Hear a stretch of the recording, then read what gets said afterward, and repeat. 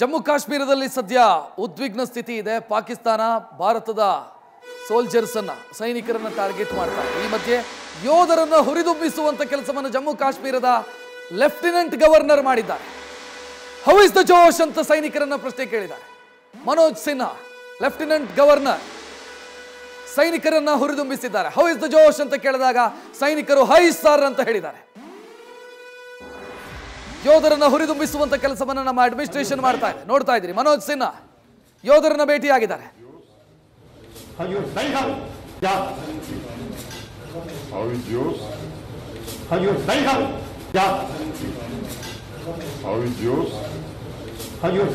Administration ಭಾರತದ ಯೋಧರ ಪರವಾಗಿ ನಿಂತಿದೆ.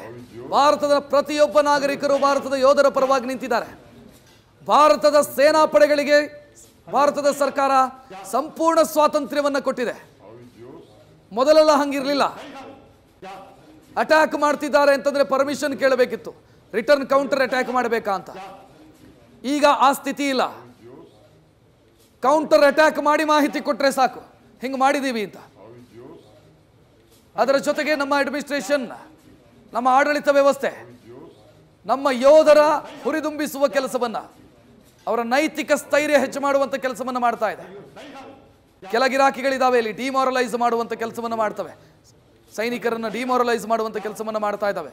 ಅದೊಂದು ಪ್ರೊಪಗಂಡ ನಡೀತಾ ಇದೆ, ಇವತ್ತು ನಡೀತಾ ಇದೆ ಸೋಷಿಯಲ್ ಮೀಡಿಯಾದಲ್ಲಿ. ಬಟ್ ಯೋಧರು ಅದಕ್ಕೆಲ್ಲ ತಲೆನೇ ಕೆಡಿಸ್ಕೊಳ್ಳಲ್ಲ. ಡಿಎಸ್ಕಲೇಟ್ ಅನ್ನುವಂತ ಹ್ಯಾಶ್ ಟ್ಯಾಗ್ ಟ್ರೆಂಡಿಂಗ್ ಇದೆ ಇವತ್ತು ಟ್ವಿಟರ್ ಅಲ್ಲಿ. ನೋಡ್ತಾ ಇದ್ದೀರಿ, ಮನೋಜ್ ಸಿನ್ಹಾ ಸೈನಿಕರನ್ನ ಭೇಟಿಯಾಗಿ ಹುರಿದುಂಬಿಸುವಂತ ಕೆಲಸ ಮಾಡ್ತಿದ್ದಾರೆ.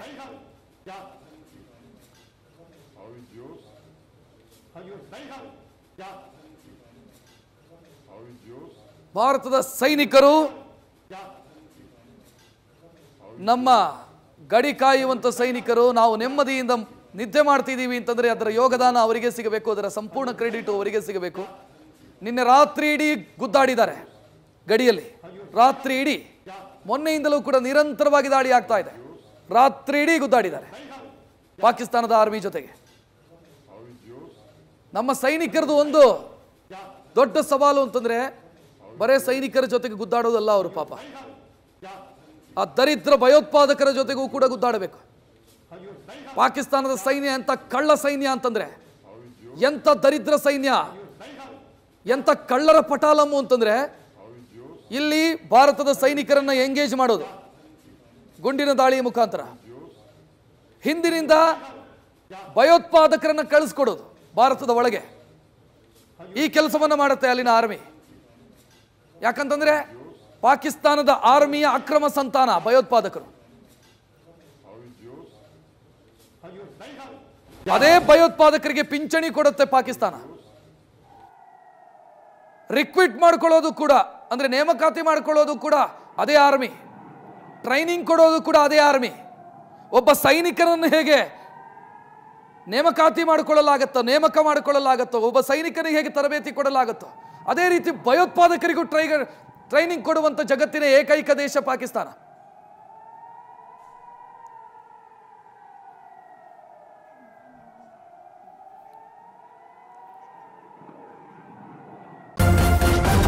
ನ್ಯೂಸ್ ಫಸ್ಟ್, ನಿರ್ಭೀತಿಯಿಂದ ನಿಮ್ಮ ಪರವಾಗಿ.